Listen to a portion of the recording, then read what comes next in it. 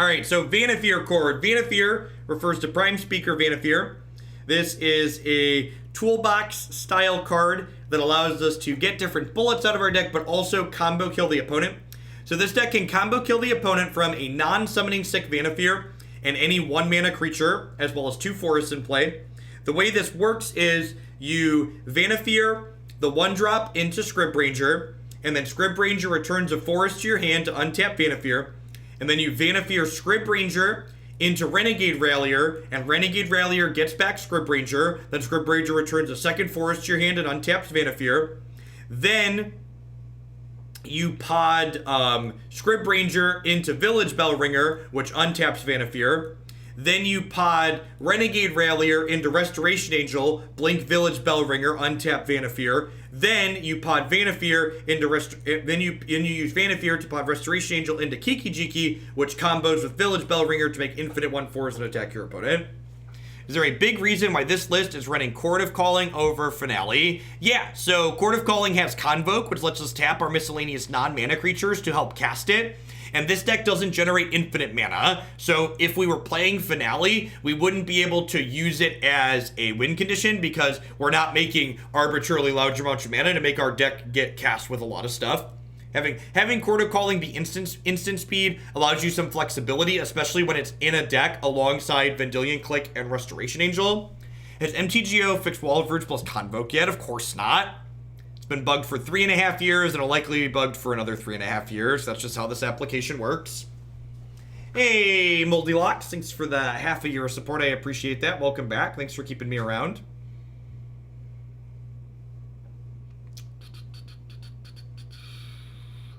Seems like not super fast, but I think it's fine. If our opponent's playing anything fair, like Giver plus Restoration Angel's a fine keep. I'll grab a Temple Garden on 1 and cast Giver of Runes here. This is our first time playing with Giver of Runes into this archetype. Seems neat for protecting our pod mom. We'll see how it feels at the end of the league. Smells like something fair. I don't even think I have Selfless Spirit in the 75, actually. That might be wrong. Chord for Ouphe, though, and Remorseful Cleric, and Eidolon. Got a lot of good tools that are like reasonable at instant speed.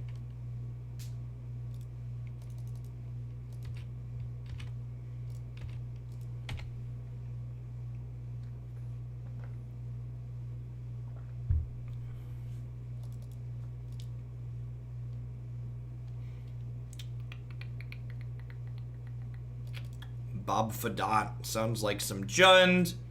Eldritch Evolution's actually an incredibly bad draw against Jund because it is a card that requires we take 2 resources and turn them into a single one, which is not ideal. What do I want to do here? I think I'm just passing.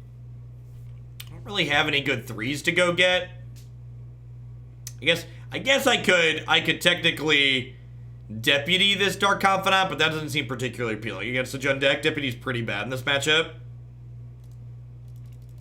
This might just be a Chord for a Mana Dork turn. So we can untap and play Prime Speaker. Fatal Push is annoying. It's gonna kill Stepmom here. Probably just Chord for a Mana Dork.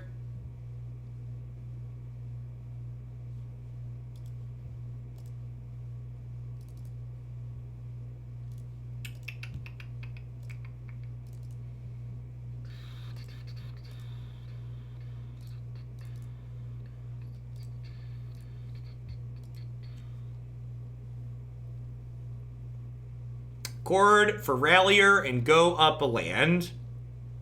Well, chording for a 3-drop requires 6, which is a lot more than we currently have.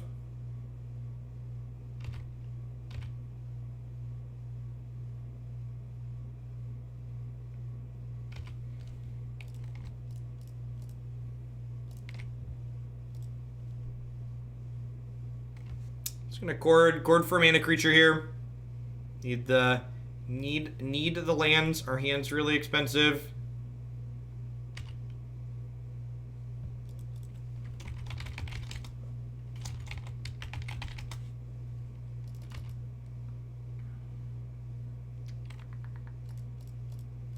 And then this is pretty unlikely to live, but we're in a pretty bad spot, so this is our best shot. That's a bolt. That does not kill Prime Speaker. Does kill Noble Hierarch, though. Have a lot of other cards that can potentially kill Prime Speaker, though. Ren plus bolt kills Prime Speaker.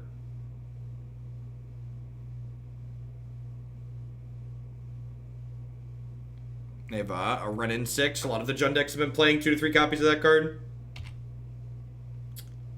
It's dead Jim. They have Liliana the Veil here. That's pretty bad for us. We'll probably concede to that one.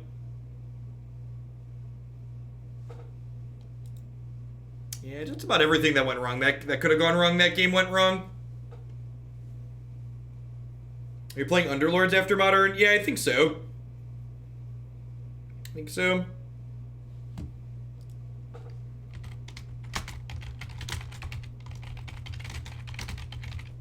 Yeah, the numbers are pretty medium for Modern, which is to be expected when like there's a major Magic tournament going on. So it's a good excuse to play.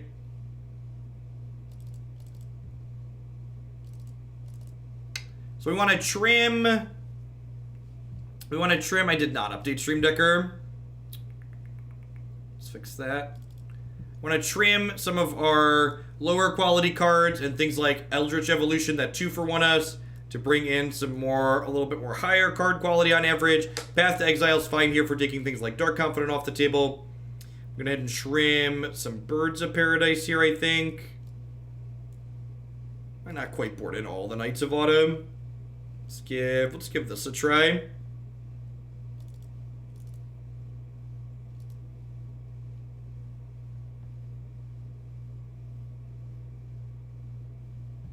Yeah, that was true at the last MC2, Marty. People were talking about it warping the format. Well, those people are silly.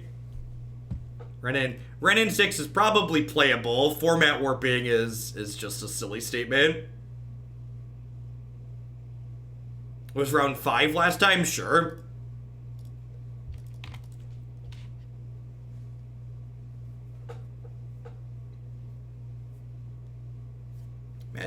Magic players prone to hyperbole. News at 11.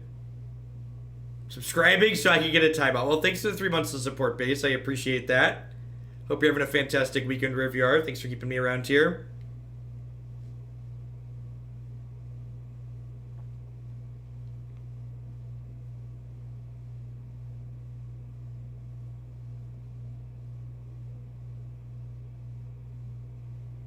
He's dead, Jim. You've killed her. Is Tithe Taker good against the Flash deck? It's pretty good.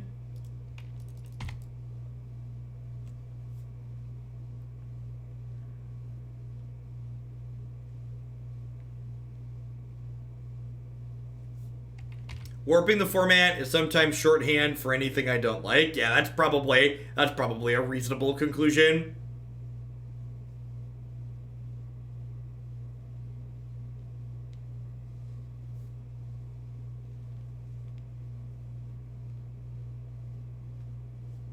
That's rough.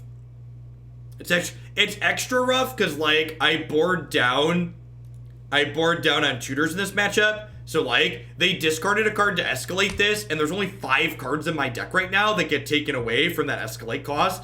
We just like had one of the 5 in our hand. Feels really bad.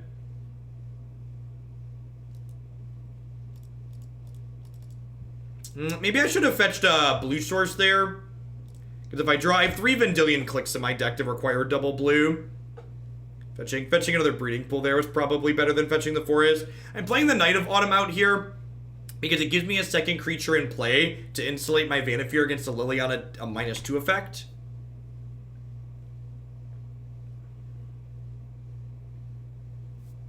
These are my Vannifars. There are many like them, but these ones are mine. And this is basically the experience of playing against most good fair decks in Modern, which is that, like, they just play a bunch of discard spells and kill your first couple of plays. You just, like, forced into this top decking situation. And just, like, pretty high variance, big swings type games.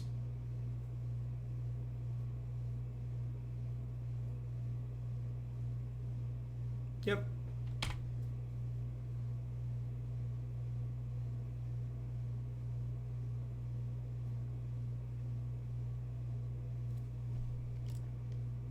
I'm just like sitting here twiddling our thumbs, hoping to draw something meaningful that we can guess. Oh.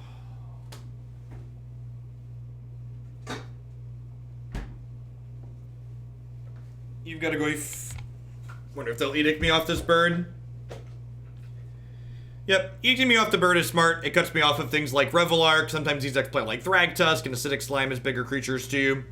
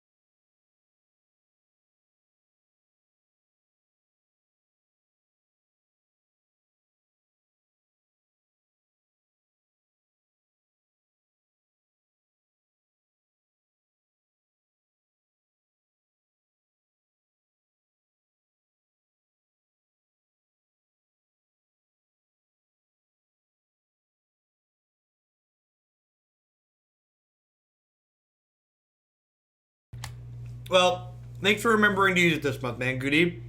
I appreciate the support. Thanks for keeping me around. His hand's pretty bad. It's just like 6 mana sources. It seems like not great, but probably in the realm of keepable.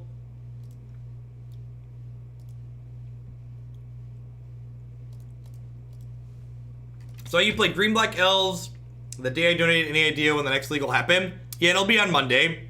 I just didn't want to play Elves 2 days in a row, German Space Day, so your donation actually put Elves right back to the top of the queue. But I just didn't want to do it 2 days in a row. I don't do as much Modern content anymore, so I wanted to get a little bit of variety in.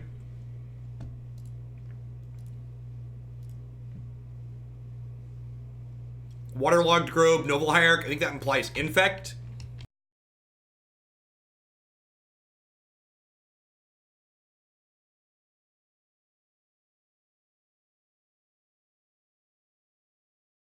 Humans, okay.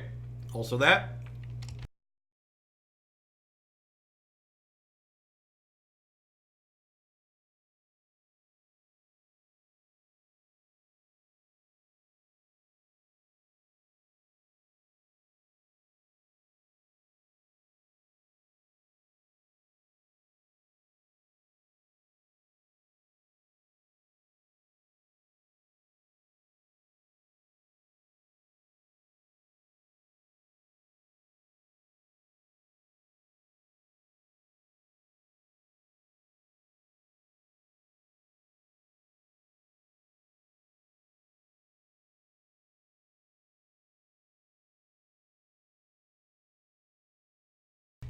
They assumed we're playing Devoted Druid and named Finale of Devastation.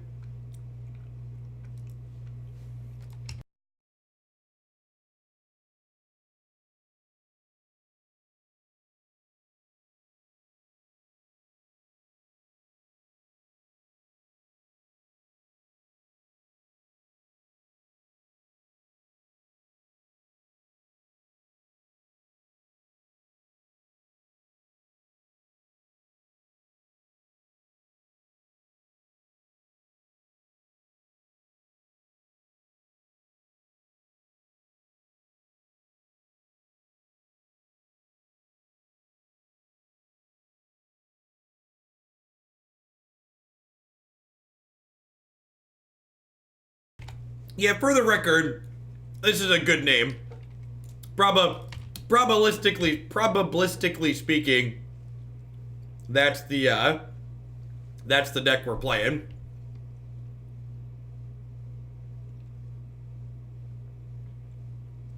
So I don't think that's a bad name at all.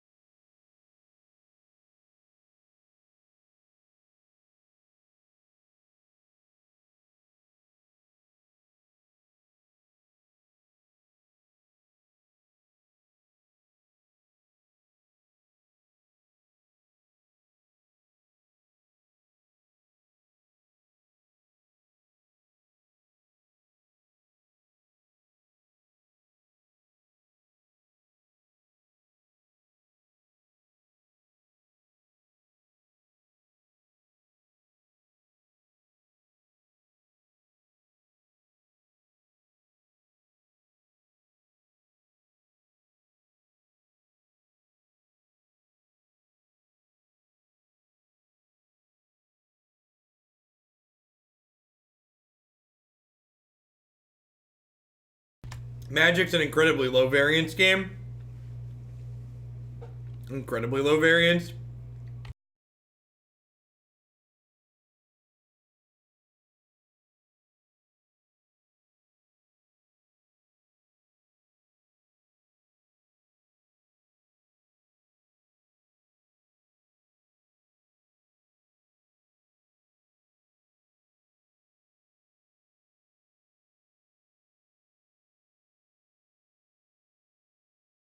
That was a Village Bellringer that we flashed in. Is a 1/4 that untaps all other creatures we control. It combos with the card Kiki-Jiki. Knight of Autumn's actually not a terrible draw here, because it gives us a second 3-drop in play, which means that if we draw Eldritch Evolution, we're able to Eldritch Evolution Knight into Kiki-Jiki, which will combo with Village Bellringer and kill them. So Knight gives us 2 extra draws that are lethal right now. Yeah, Chord of Calling is also lethal at this point.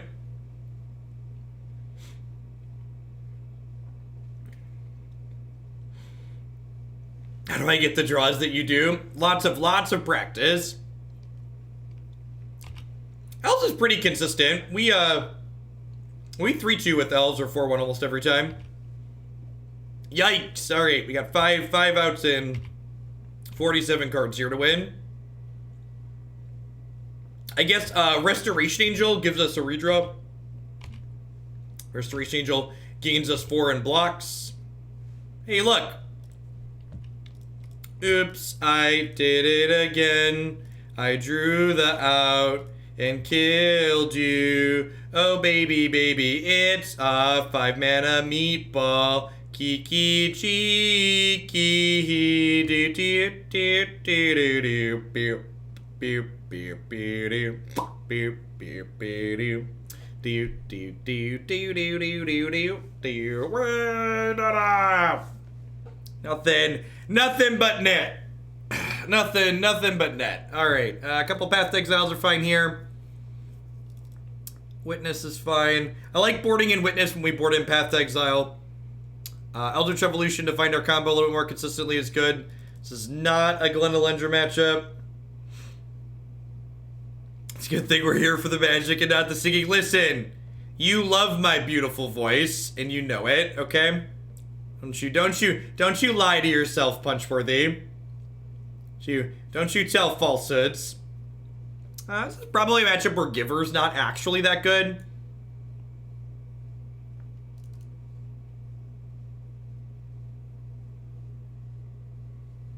I like both Clique and Resto because they block Mantis Rider meaningfully, which is great.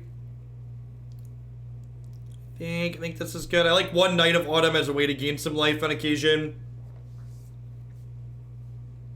Speak for yourself. I'm here for the tunes. There we go. See? So you got a lot of karaoke fans in here. Happy Saturday to everybody, by the way. Hope you're having a wonderful, wonderful start to your weekend. Hanging out here, playing some Magic the Gathering. We're going to finish this league up with Vannifar, and then we're going to play a little bit of Dota Underlords to wrap things up today. It's my latest addiction.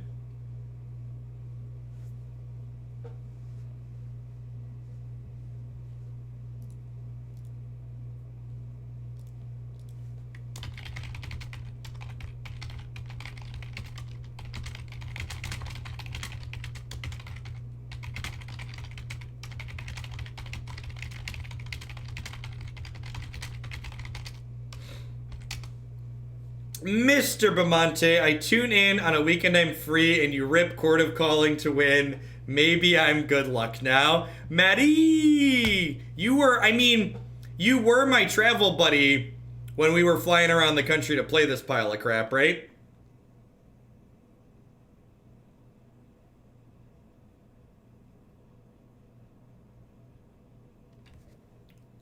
Does Dota Underlords have more or less variance than Magic, or is it hard to compare? I mean, this is going to be a controversial opinion, but most variance by design games have less variance than Magic. Magic has an absurd amount of variance. So I do not think it is a stretch to say that Underlords has less variance than Magic by any means. The resource system in Magic is just adds such a wide swings to like with the control you have over your games.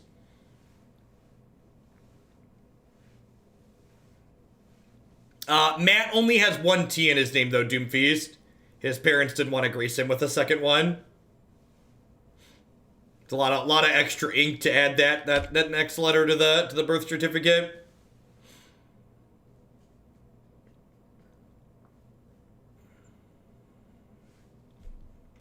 Perfect. Never didn't have it. This might be a game where we just like old school resto into Chord for Kiki straight up.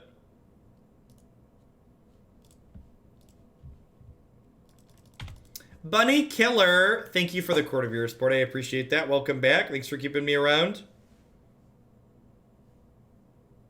The resource system has variance in MTG. It's swingy. And many other card games like Hearthstone Underlords don't have it. So, like, you could probably argue that the heroes you're rolling are a resource to a degree in Underlords.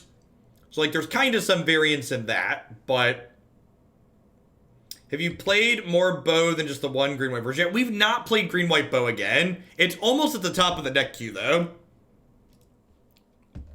Yeah, green-white Bow is the 4th standard deck in the queue right now. So we'll probably play green-white Bow on Monday.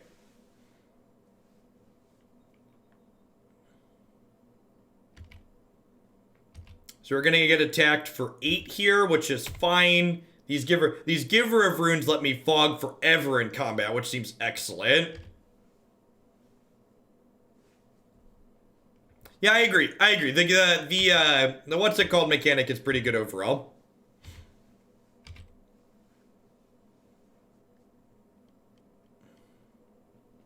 Yeah, Matt's lack of a second T is all about efficiency. All about efficiency. So, this Talia here is actually going to keep us from courting for lethal next turn. Unless she attacks into this Restoration Angel. Then all bets are off. Gobble, gobble. Welcome to Thunderdome. Enjoy your stay. So, we'll blink the Burb. And then we'll go eat this, block here, give this pro white.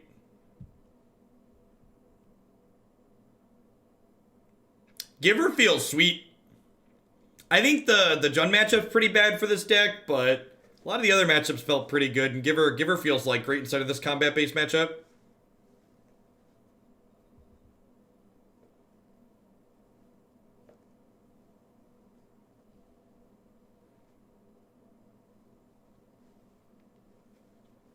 All right, this does give them, this does mean that I can't kill them next turn now, right? Maybe I wasn't supposed to. Nah, this is right. Because if I don't activate that there, they could just dismember me on my next turn, which is not ideal for me.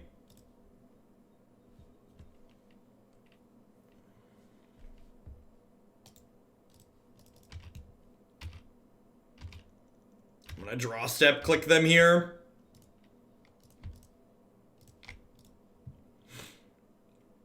Take a peekaboo.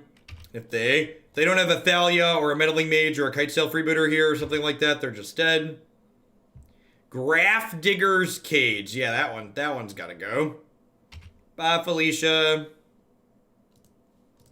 They have some redraws here to not be dead, but if they don't hit one of them, we get to Chord for free Kiki-Jiki and kill them next turn. Haven't had any good Vannifar draws yet, but Chord of Calling, just like showing us why it's worth it.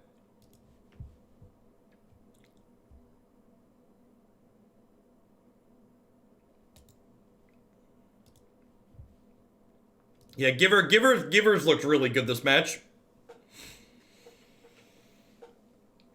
Which is sweet, because it's looked good even without protecting Vannifar, and it should be excellent at protecting Vannifar.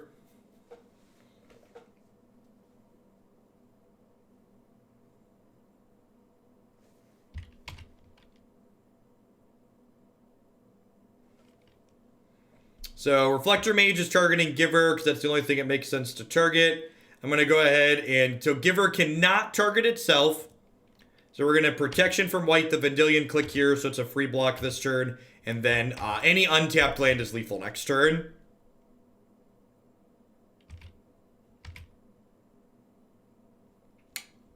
That is not a lethal one. That does, however... Give us 2 avenues to lethal next turn, which is nice. Is Chord better than Green Sun? Well, Green Sun Zenith doesn't fetch Kiki. Green Sun only finds green creatures. Alright, am I supposed to play around Kessig Malcontents? I think I am.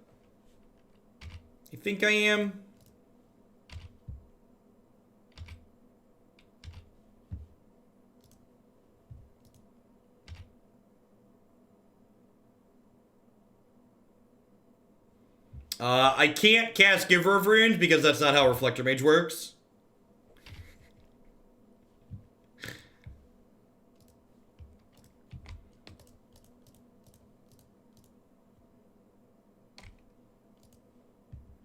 Actually, I'm going to go ahead and Vannifar this combo and hold the Chord of Calling as a backup.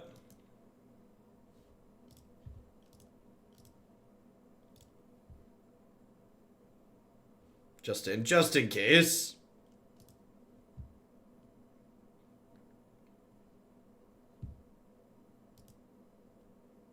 Because I already have the resto in play, we get to shortcut it here.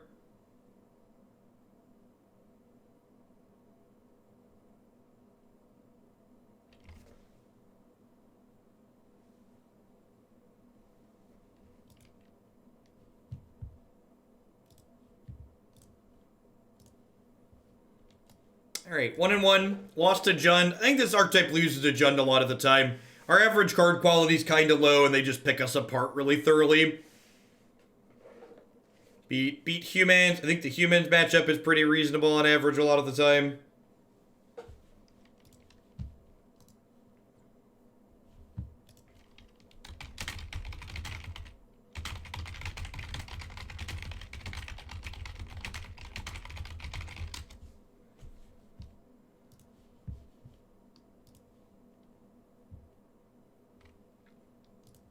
Okay, so the fact that I don't have a blue land means I can't click on 2, which is awkward.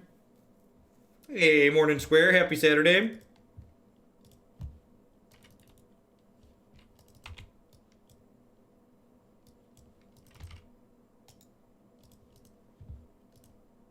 What's good against Jund? This. Tron lands are good against Jund. Perfect.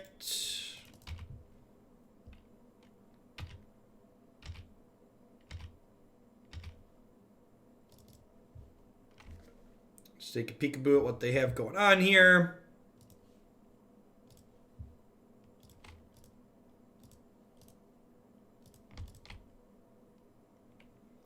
Devoted Druid finished 2 and 3. If I had played better, we would have been 3 and 2, though. I don't know. I'm not a huge fan of that deck in general.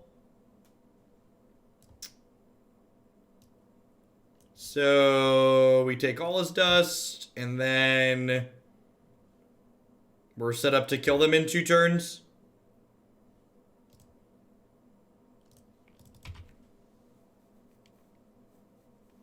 We'll play Vannifar next turn, and then Vannifar kills them the following turn with the Noble Hierarch.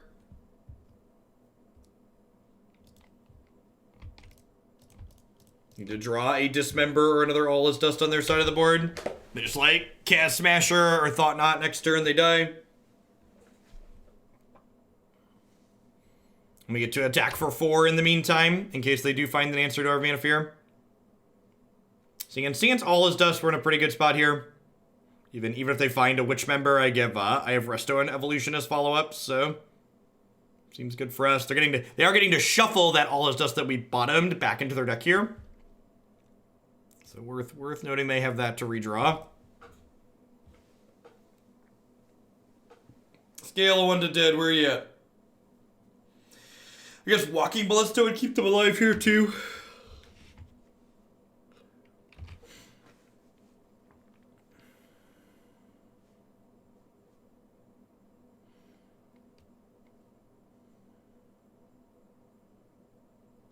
We're doing all right, Pizza. We're 1-1. Hit a rough matchup against Jund. Beat humans. I think the Eldrazi Tron matchup's pretty good for this deck. We'll see if that comes to fruition.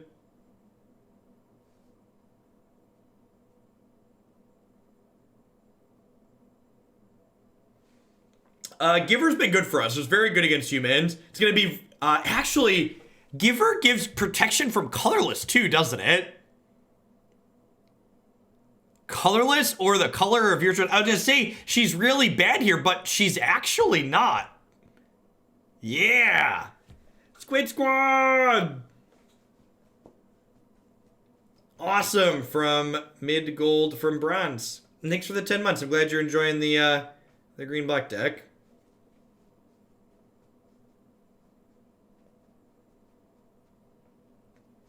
So if they can't kill Noble or Vannifar here, we kill them next turn with a combo kill. Because Vannifar plus 2 forest plus Noble plus 1 mana creature equals dead opponent. And their hand right now is Reality Smasher, Matter Reshaper, Eldrazi Temple, Power Plant, and then 2 cards we don't know. Morning Draken, happy Saturday. This is match 3 of this league. We're going to finish this league, and then we're going to play a couple of sub-games of Underlords.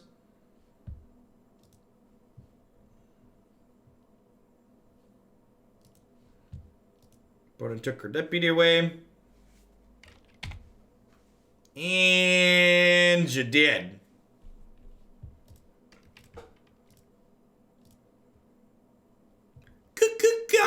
Combo! Alright, let's zoom in on this so we don't have a risky click here.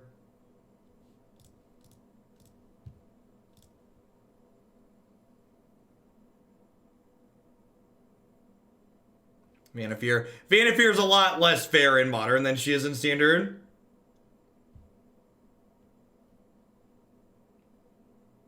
Nice, yeah, the Wizard deck seems super reasonable. I guess they could have like a main deck Surgical, but that kind of stuff usually is less common in a post-Hagak world. I mean, to be fair, the deck we're playing isn't super popular. So, like, for my opponent to not be familiar with, like, what we're doing is, like, not that surprising. Yeah, don't blink the pod. Don't blink the pod. We want to resto the Bell Ringer. Then the Bell Ringer untaps the pod.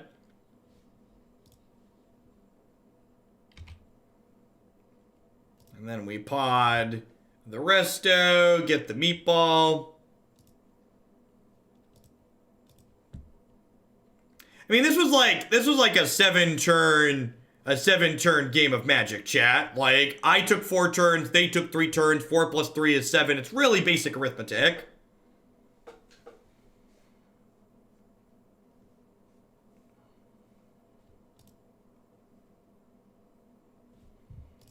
Alright. Knight of Autumn's good. Collector's good. Path is good. Lark is fine. It, like, trades and generates value. Glen Elendra is... Actually, Glen Elendra stops... Glen Elendra stops... What's it called from happening? The, All is Dust. I think I'd rather have Glen Elendra than Gaddock Teeg.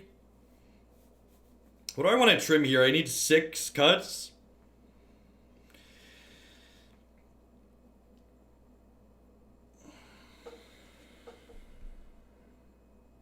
Nice, Dannon. The modern list, I'm assuming.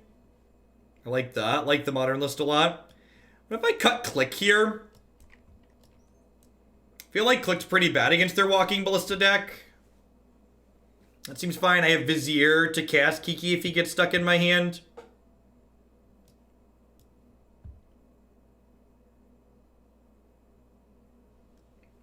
Need one more trim here. Scavenging Ooze is probably slow.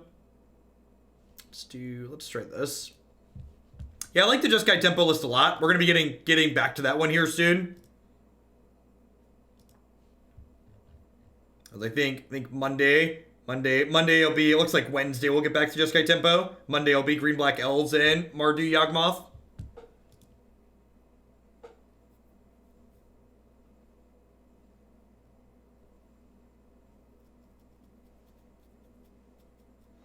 The Vizier might be too cute. I don't know. Like, it's supposed to be for the fair matchups. One of the first few videos we played, we had a good Vizier run against Bant Spirits, but it is a little bit clunky overall. I can see in a world where you're maximizing for efficiency, not playing it being correct. It's pretty reasonable against like blue-white control though. I don't think there's really any meaningful impact. Winding Road. It just, like, gave existing decks a smattering of tools. And, like, even Hagak, to a degree, was an existing deck, right? Like, Bridgevine was a deck before Hagak existed.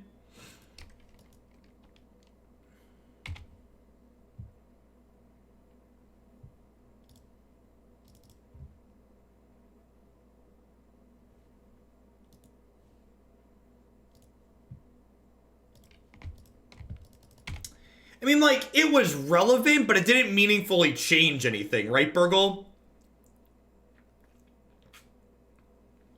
Like, I feel like from a did this change what was already going on perspective, it didn't really on a fundamental level. If that makes sense. Like, it definitely gave things new toys. I agree with that sentiment, but like on a ultimately like what's going on in the format, it's still like pre and post, it's still mostly the same. Alpa, thank you for the 4-month resub. I appreciate that. Welcome back. Thanks for keeping me around here. Hope you're having a fantastic start to your weekend wherever you are.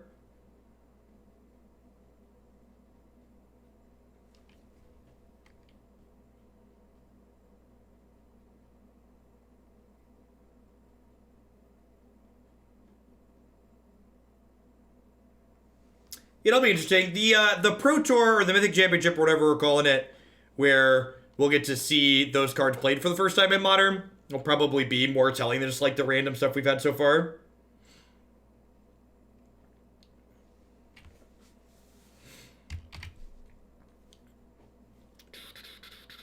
Unfortunately, we don't have like a 2 or even another 1-drop to play here on the second turn.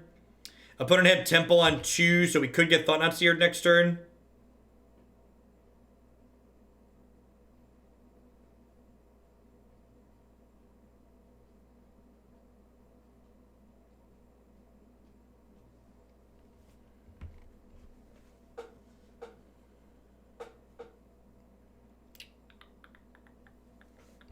No blocks. Take 3.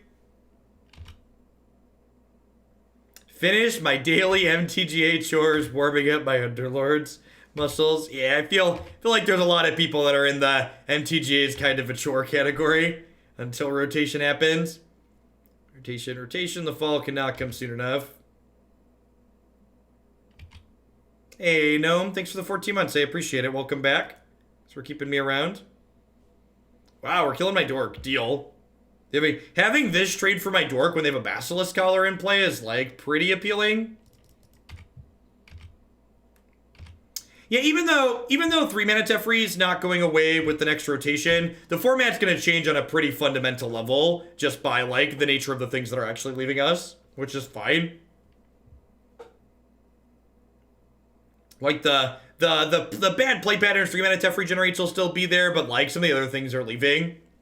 Like, while the Explore package is, like, neat, I'm pretty over it just being, like, a cornerstone of the format. Like, it's been a year. I'm ready for it to go away. Yeah, our hand just ended up being a little bit too slow on the draw here after they killed our mana creature.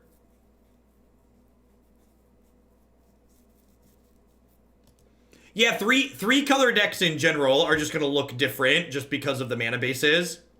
Like, even if they give us the rest of the temples in the fall, just the nature of the decks, not being able to, like, play 8 temples without slowing themselves down will make things very different. Yeah, everything will be different.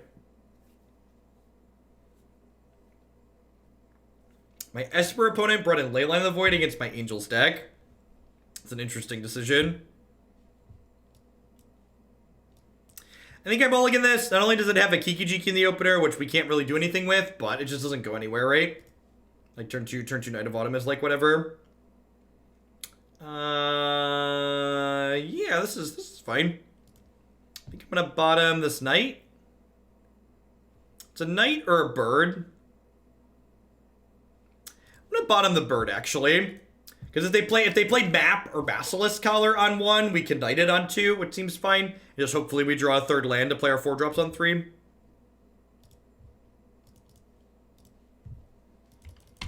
I mean, I think 4-mana Karn's pretty reasonable in the Eldrazi deck, but, like, that's become pretty commonplace. So I don't know that I would refer to that as spice. That is much better than naturalizing their expedition map. Let's just turn it off. OFF off. Yeah, I agree. For the record, I agree that having a good red deck, having a red deck be competitive is usually a sign of a healthy standard format.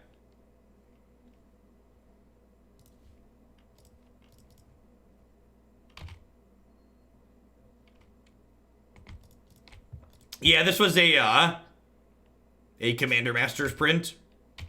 Now, if they have a Witch member here, they can kill the Collector and then untap and have their toys back.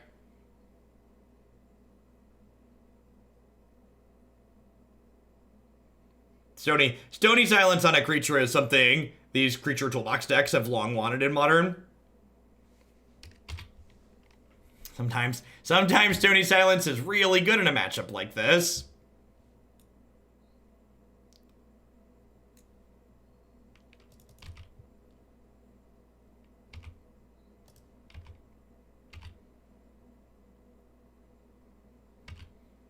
Huck Bear, thanks for the 5 months of support there. I appreciate that. Welcome back. Thanks for keeping me around. Oh, can't make mana with that except at sorcery speed, so... Alright. 1 Vizier, please.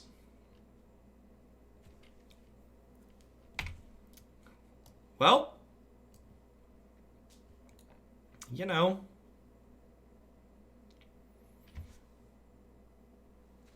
I think it's right to play this out because I don't really want this to get Thought-Knot Seared. This is the first turn they can do that. Now, if they have a...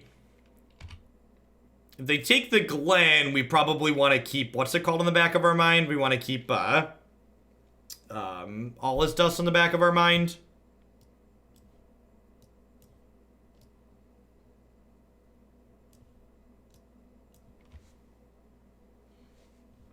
So this lets us cast the top card of our deck if it's a creature card, and we can spend mana as though it was mana of any color to cast creatures.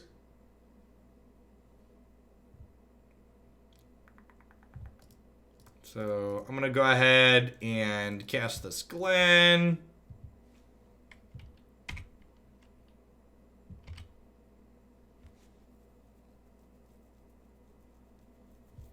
I forgot to get the specific version of Kiki that I like. You're right, his lack of meatballness is very sad.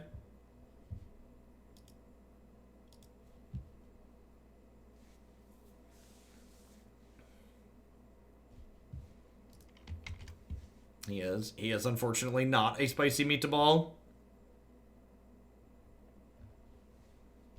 Hey, look, it's another artifact.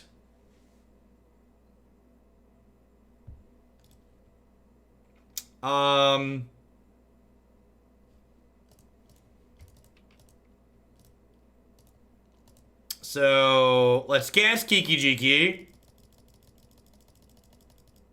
And then next turn we draw a Chord of Calling and kill them.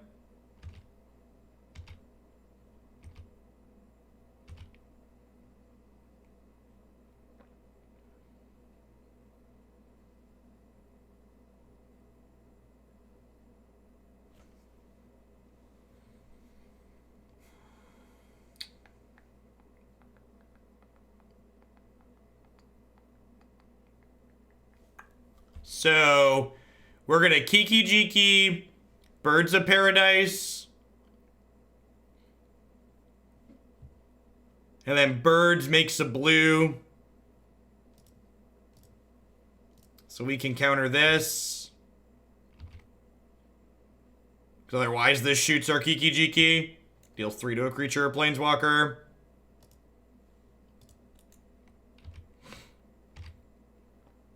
Kuritan, thank you for the 11-month resub. I appreciate the support. Welcome back. Thanks for keeping me around.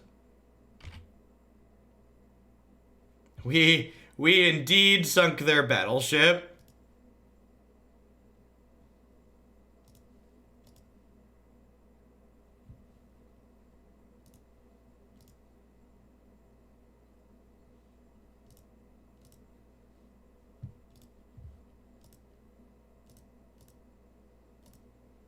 Thanks, Haskow. Have a good one.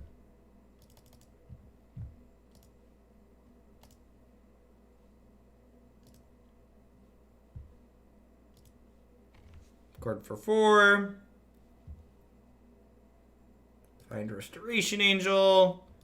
Restoration Angel blinks Kiki-Jiki. Kiki-Jiki untaps, or leaves play, enters play with haste, untapped.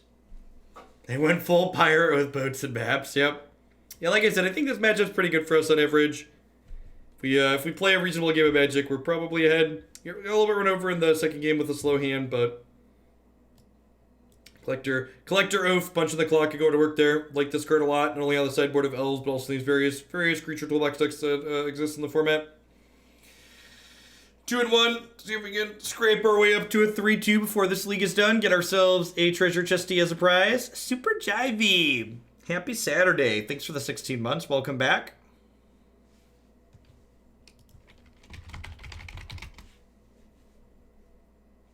What was match 1? Jund. This deck's pretty bad against Green Black X. Our average card quality is low. So their disruption kind of picks us apart. Stand up for the last couple matches here. Stretch the legs a little bit.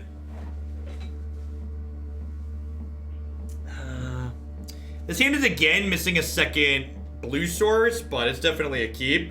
We've got Scavenging Ooze here. Silly desk.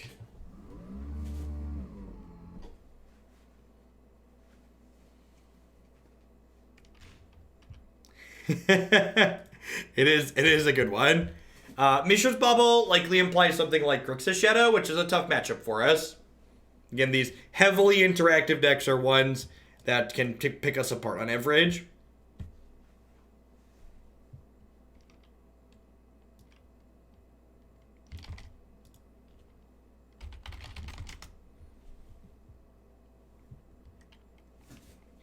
Now, I have seen some random things like Infect play Bubble, but for the most part, I think it's Shadow variants that have Bubble in their deck.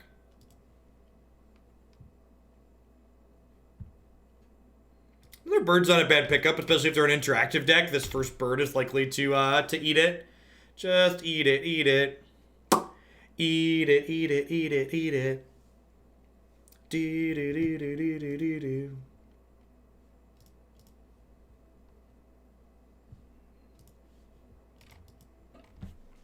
Firmly on the dead side of the scale. You'll be missed, little bird. Well, we'll always remember you here.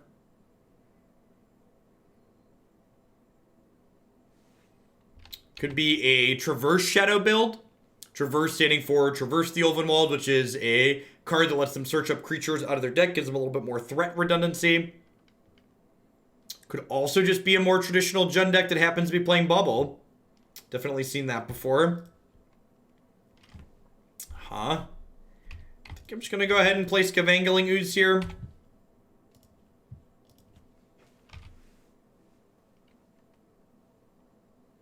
Some of the green-black decks have played like Grimflayer, and then Bubble helps them. Bubble helps them enable what's the word I'm searching for? Their Delirium on that.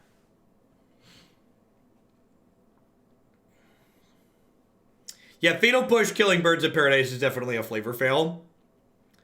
If they don't kill my Scavenging Ooze and they attack with Bob, I'm definitely going to take that trade. Their Bob is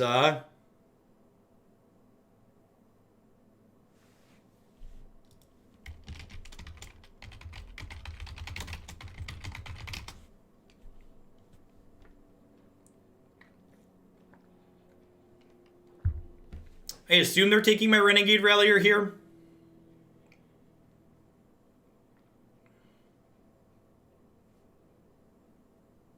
It's probably the best card in the hand.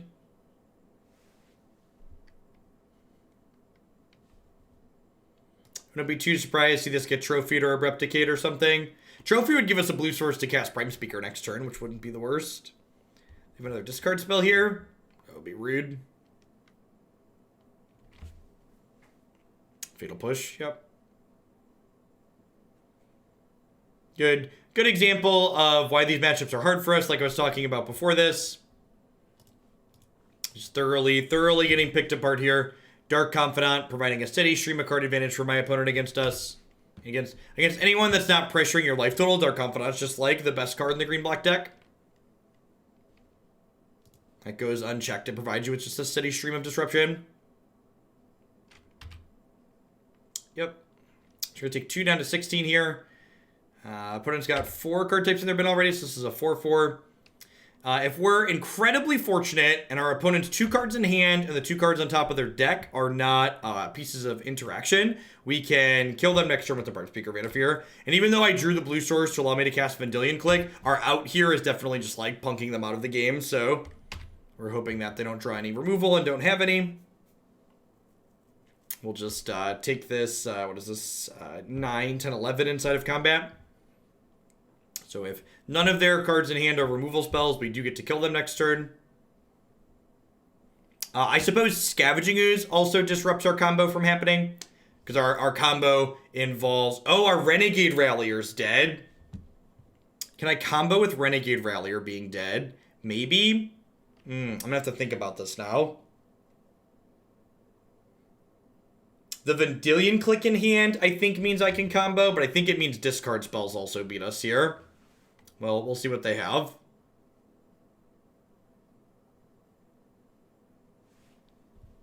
We have 3 cards in hand we don't know currently.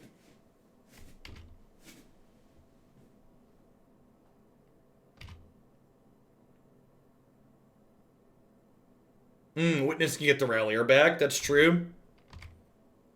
No blocks. Take 9, go to 7.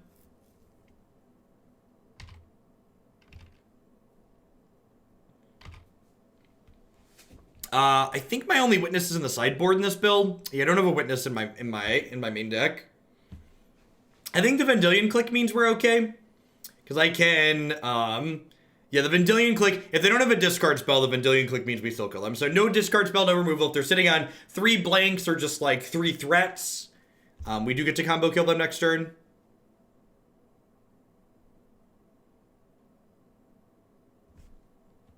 Cycling and Unearth. Ooh, and they put a card on top of their deck here, so I assume my card's about to die. Oh, they cracked a fetch line. I was like, did they have Revolt there? Yeah, they cracked a fetch line. In fact, I'm just not going to play this matchup. This matchup's like pretty miserable, and it's like really bad for our deck, and we already played it once today, and I just don't have a desire to play it again. Go ahead and drop to 2/2 and try and win the 5th match. Play Magic mostly for fun here, and playing matchups that are incredibly lopsided is not particularly fun. Which, that's one of the reasons why I stopped playing decks like this in competitive settings in Magic, and I play something like Elves now usually, because Elves tend to have more balanced matchups across the board than something like this does.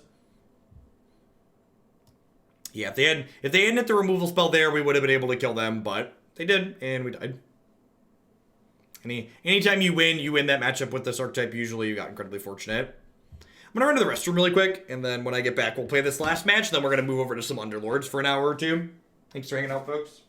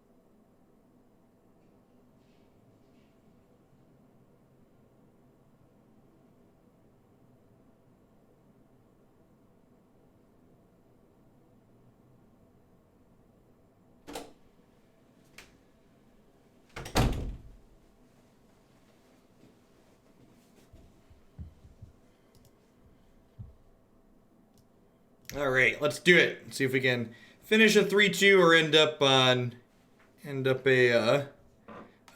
Are there any good primers on Underlords you know of? I've been enjoying the game, but I'm really bad at it. So the strategy in Underlords is really a pretty moving target right now because the game's actually an active beta. They're changing stuff around a lot. So like a lot of the weekly updates are like rebalancing units and stuff like that. The Underlords subreddit had a couple of reasonable posted guides, but a lot of them have dated a little bit as they've modified the alliances here and there.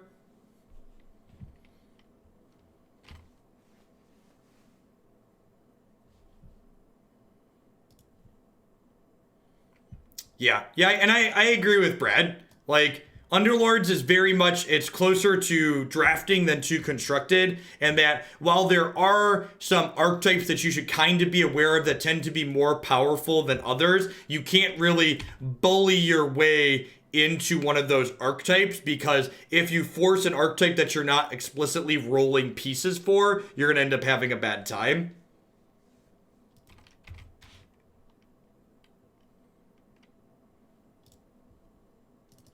Alright. What exactly does this deck do? So this is a creature combo deck that when you combine the card Kiki-Jiki Mirrorbreaker with the card Restoration Angel or Village Bellringer, you create an unlimited number of creatures with haste that attack your opponent to death.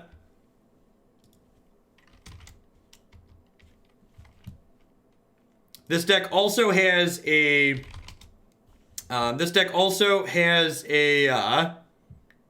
has the card Prime Speaker Vannifar, which is a standard legal card that it can kind of combo creature tutor through its deck. And you can read a little bit about that here on my website. It explains what the combo chain looks like.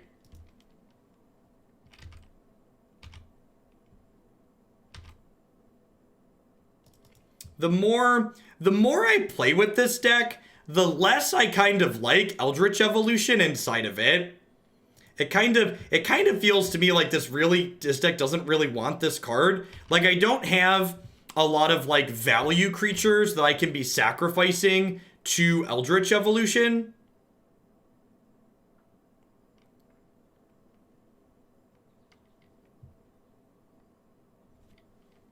Frequently feel like Chord of Calling is just the better of those effects.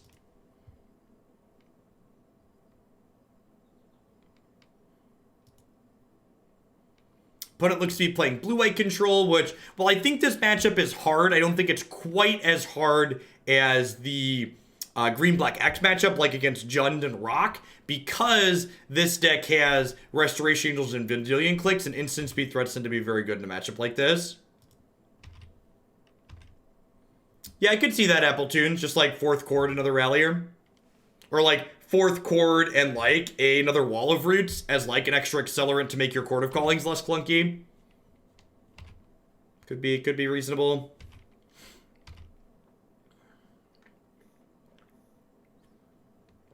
Especially with so many people playing these fair decks right now, and this card is exceptionally bad against both counterspells and people 1-for-1ing you.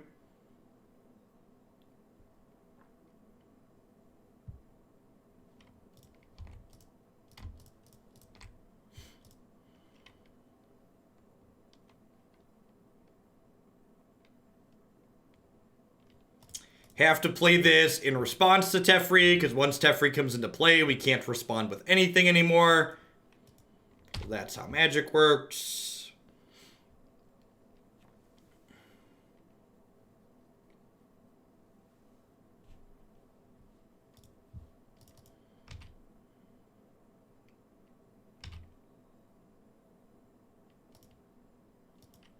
Attack the Time Raveler.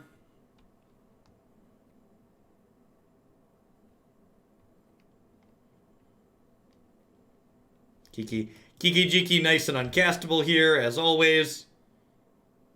We have Vendilion Clique can click ourselves to put Kiki back into our deck, which is nice. We also have Vizier of the Menagerie. This lets us tap our colored lands to make red mana.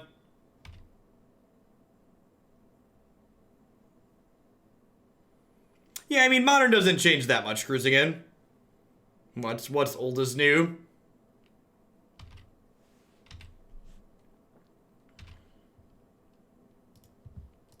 Just draw 3 birds, yep.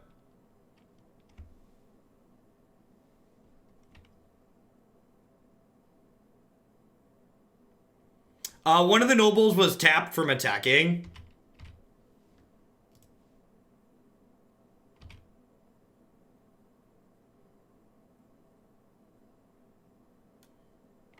Huh?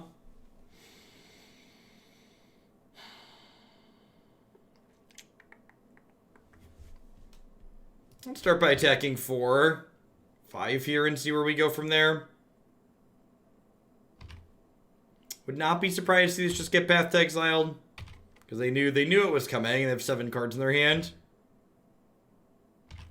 Yeah, I agree. We could technically try and combo here. I could Bellringer and then Evolution the Bellringer, but that seems like an unnecessary risk.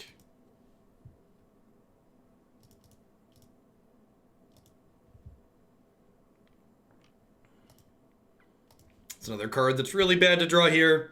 While I do have things that we can exile, my opponent's deck is so flush with removal that this card's very unlikely to live. It's one of the cards we board out here. Yeah, I think it's completely unreasonable Bant for Life. I think even if I had 3 fetchable mountains in this deck, I wouldn't have drawn them this game and it wouldn't be solving the problem that I have right here. So if you go back in the archives and look through iterations of this deck we've played in the past, you'll see configurations that played a fetchable mountain, and it didn't really feel very good. You lose more matches having a worse mana base than you win because you have access to that.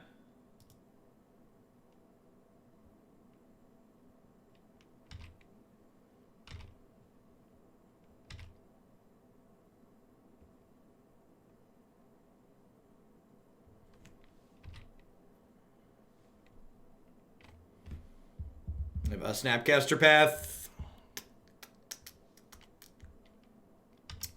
Vendilion Clique. Okay, well this gives us a window to kill them. Depending on what we draw. They should have done this during our draw step. So they're gonna take evolution here. Wait, what?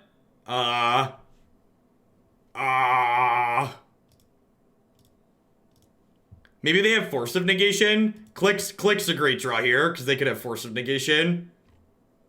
It's much easier to punk the blue-white deck than it is the green-black rock deck, which is one of the reasons why this matchup's much better.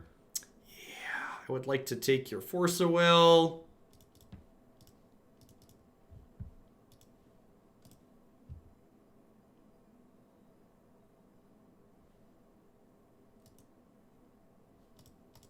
One meatball so we can make mom spaghetti. Vomit on the sweater already, but you keep on forgetting what you wrote down. And again, like, this is why when I talk about don't focus on our record, it's really important to not focus on the record. Because, like, if my opponent had Vendilion clicked my Evolution, or if they would have just held up Snapcaster Path to Exile here, there's no way I win this game. Their hand is so good. But because they both declined to hold up Snapcaster Path and took the wrong card with Vendilion Clique, I was able to steal that game of Magic. So, on average, this matchup is tough, but even when they play well, you can steal games like that, but that was definitely easier than it otherwise could have been because my opponent played a little bit fast and loose.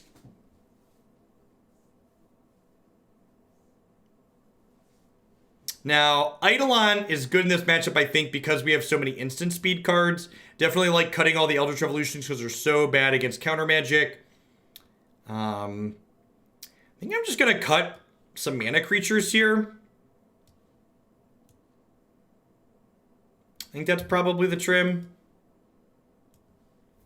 Normally, so before we had Giver, I usually, didn't like cutting mana creature because you need 1-drops to combo with Prime Speaker.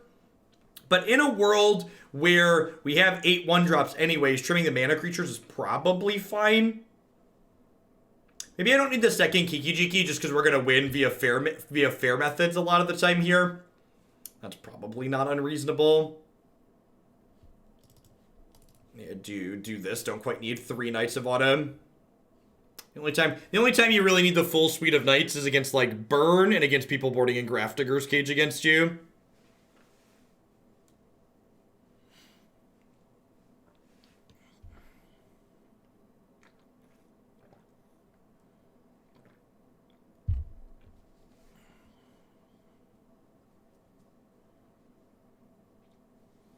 Yeah, I mean, I'm not getting rid of all the Knights. Knight's a fine card.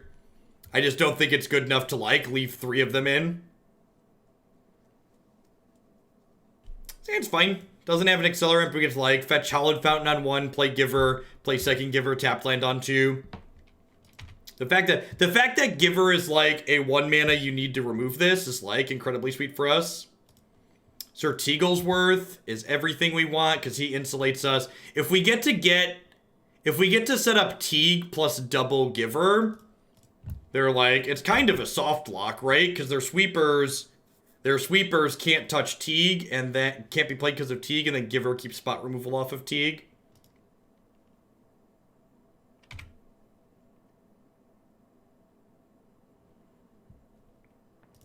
That's a nice straw. Now they could have a Path to Exile here.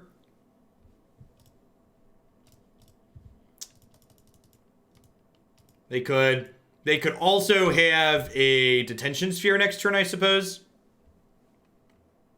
I'm not going to attack with Giver because I don't want to trade my Giver for a Snapcaster Mage that they could flash in here.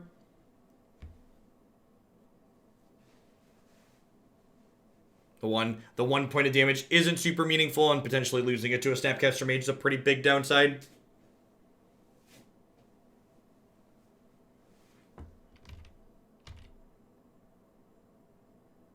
Oh, I would have had Exalted.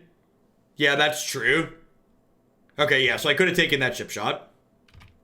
Good call.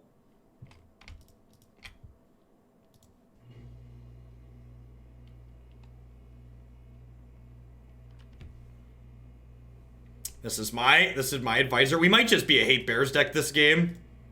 Third Giver means they're even less likely to be able to cut through. Yeah, I think so. I think the Teeg third Giver with them missing Elendra probably locks this up. The Clique and Glen are going to allow us to apply pressure and further disruption here, which is really nice. So many stepmoms. Dad needs to get over his midlife crisis. Yep. He's churning them out. He's really into those cores these days. My opponent concludes that they are dead. Yeah, so like, the more I play with this configuration, like I mentioned, the less I kind of like Eldritch Evolution. And I know like we punked them in that first game with Eldritch Evolution, but like, I feel like it's just kind of clunky. A Giver of Runes was good. I feel like next time I might try something like this. Just like go up a second Wall of Roots and a fourth Chord of Calling. I'm also not entirely convinced that Vizier of the Menagerie is necessary in this archetype, although it did allow us to cast Kiki-Jiki in one of the games that we won, so I think maybe something like this. I wouldn't hate putting one of the things that Evolution is good at is Evolution is good at helping us find things like Eidolon and Teeg very quickly in the matchups where they're really important, or like Collector Ouphe very quickly against like artifact decks. So maybe leaving 2 evolutions in the sideboard and going up to 4 chords in the main is kind of where I want to be. I could see that being fine. This Qasali Pridemage on top of Collector and Triple Light is probably unnecessary. I guess this technically gets rid of Torpor Orb, so maybe I want to keep it for that reason. I think that was the reason I initially had it in there. Path to Exile is also a card I go back and forth on in the sideboard. I'm not sure if all of those are necessary. Maybe I don't need this many Unified Wills, so something like this. I think I want to update the list on my website too. I did like what Giver did in the 75, so I feel like Giver is definitely a card I'm gonna stick on and try and test a little bit more. If we play this again. All right, you wanna play some video games? Let's play some Underlords. Just do a match or 2 of that. If you're a Twitch sub who wants to play some Underlords with us, feel free to pop on into the subs Discord. I'm gonna post a